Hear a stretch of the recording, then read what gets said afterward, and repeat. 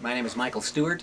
I've been hunting and haunting this bookstore for over 30 years, but my time of actual employment here was from the late spring of 1980 to the late spring of 1981, at which time I moved back to Arizona temporarily, from where I moved to here in 1979. One of the reasons I moved here was because of stores like Sam Weller's, the old downtown it had here, which the Valley of Phoenix didn't have, or the Red River Valley of North Dakota did not have.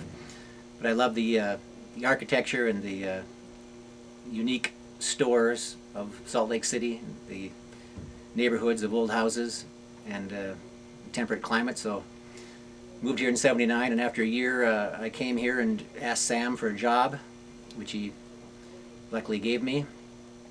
And I was in my mid-20s and very excited to be in this store working downtown. It was a very bustling, lively downtown in those days. There was Cosmic Airplanes still in business, Peter Pan Billiards, which was an old billiard hall that had been here since, I guess, the 20s or 30s, when pool was as big as video games are now. There was, of course, Lamb's Cafe, which is still here, the Judge, which is, I think, gone down now, cafe. Boston's Bakery in the original location. But at the heart of it all, I always thought of Sam Weller's as the cultural heart of Salt Lake City or Utah.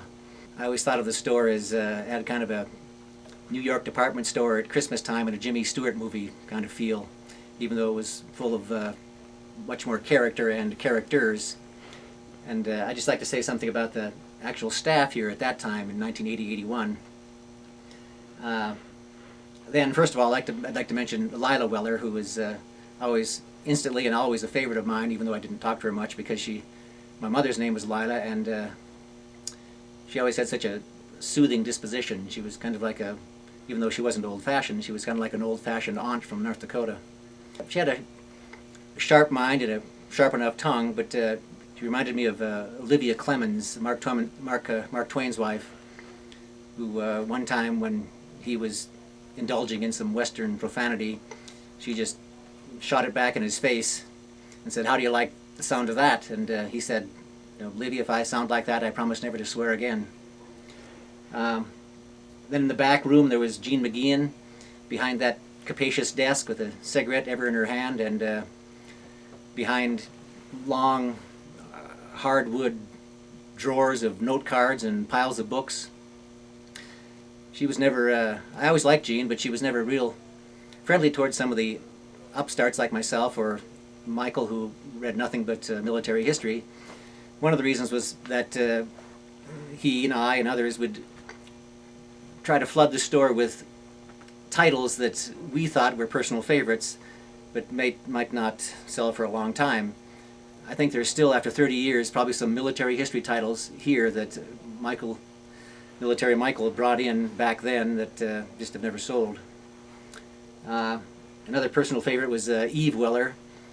She always reminded me of Lucille Ball, not only because she had red hair, but and because she kind of dressed up in an old-fashioned 50s or 60s style, like you might see in Lucille Ball television shows. But she was often saying something odd or confounding.